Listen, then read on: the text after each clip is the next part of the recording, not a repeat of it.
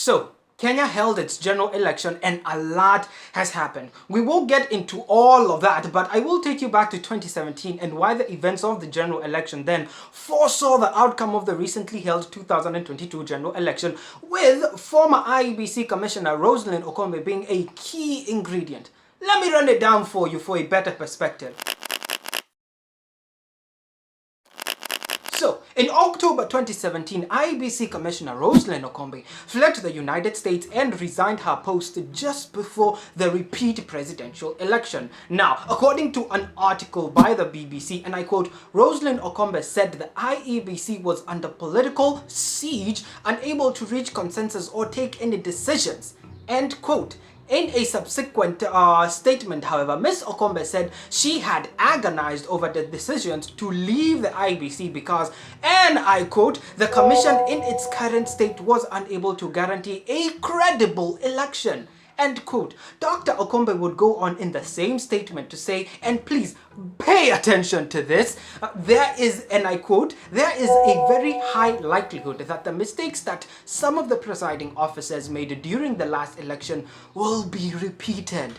End quote. It is important to remember that Dr. Okombe was saying all this way back in 2017. Now pay attention to this here. In her subsequent report on what needed to be realigned for the Independent Electoral and Boundaries Commission, the IEBC, to truly operate independently, Okombe proposed 10 key steps. 10.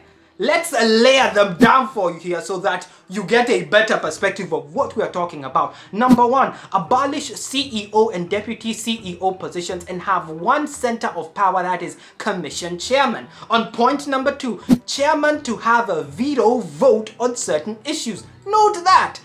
Number 3, commission should reduce over-dependence on external lawyers. Note number 2 and 3. On number 4, at least 2 appointed commissioners should have legal experience. Number 5, link registration of persons to registration of voters. That was just very outright. Number 6, commission should have its own building, a warehouse, a data center, and server rooms. On my lucky number 7, IEBC should avoid inventing new technology each election cycle.